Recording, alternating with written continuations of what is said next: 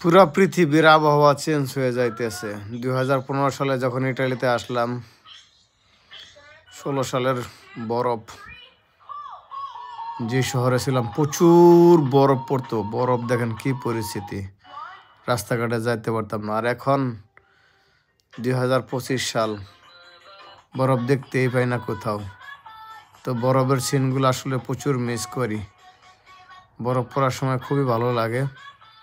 তো বিষয়টা, যখন বরফগুলা গলে তখন প্রচুর শীত হয়, ঠান্ডা পড়ে।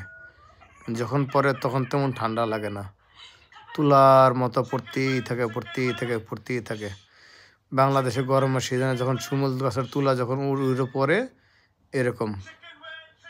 তো কি আর বলবো, যারা ইউরোপে আসতে চান এসে পড়েন, কোনো সমস্যা নেই। যাদের রিজিক আছে তারা তো অবশ্যই আসবেন, চেষ্টা করেন ইনশাআল্লাহ।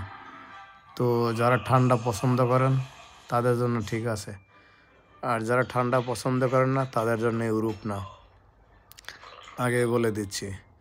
আর ঠান্ডার ভিতরে আপনার ডিউটি করতে হবে। যারা ডিউটি করতে ভয় পান ঠান্ডার ভিতরে, তাদের জন্য কখনো ইউরোপ না, বুঝতে পারছেন? তো ইউরোপটা পরে আসলে পুরা 6 মাস শীতই থাকে, আর 6 মাস, যে 3 মাস পুরাপুরি গরম থাকে, আর 3 মাস শীত আর গরম মিল্লাই থাকে। তো বাংলাদেশের যে শীতগুলো, এটা আসলেই এখন ইউরোপে যারা বসবাস করে তাদের কাছে কোনো ব্যাপারই না বাংলাদেশের শীত। কারণটা এখানে -ডিগ্রি পড়ে যায়, আর বাংলাদেশে তো -ডিগ্রি পড়েই না।